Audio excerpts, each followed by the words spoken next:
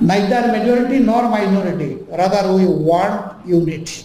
আমাদের একটা বন্ধু সংগঠন তারা বলেছেন তারা নির্বাচিত হলে জামাতে ইসলামী ছাড়া সবাইকে নিয়ে তারা সরকার গঠন করবে।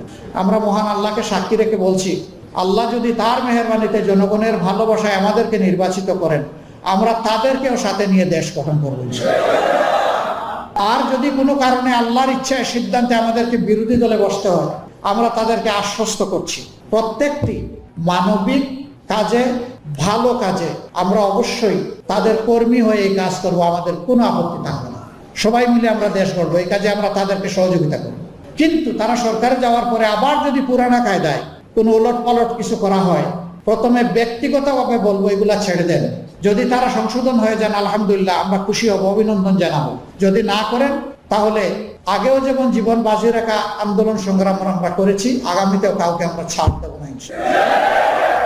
আমরা যা করার অঙ্গীকার করছি, সরকারে গেলে আমাদের জন্য এটা বাধ্যতামূলক হবে এটা বাস্তবায়ন করা। যদি বিরোধী দলে আমরা বসি, আমাদের জন্য বাধ্যতামূলক হবে এটার জন্য লড়াই করা, এই দাবি আদায় করে ছাড়া। এই নীতিতে ইনশাআল্লাহ আগামীতে আমরা চলবো। আপনারা দোয়া করুন, দোয়া করুন বাংলাদেশ যেন আর কোনো ফেসিবাদের কবলে না পড়ে, আর কোনো অপশক্তির কবলে না পড়ে, যারা মানুষের উপর থেকে হিংসা চরিতার্থ করবে আর জাতিকে ভাগ করে টুকরা টুকরা করবে। আমরা সবাই মিলে ঐক্যবদ্ধ জাতি চাই, মেজরিটি মাইনরিটি মোটেই মানি না। neither majority nor minority, rather we want unity. আমরা ঐক্য চাই, এই ঐক্যবদ্ধ জাতি ইনশাআল্লাহ আগামীতে আমরা গড়তে চাই। আপনাদের দোয়া চাই, ভালোবাসা চাই, সাহায্য চাই, সমালোচনা চাই।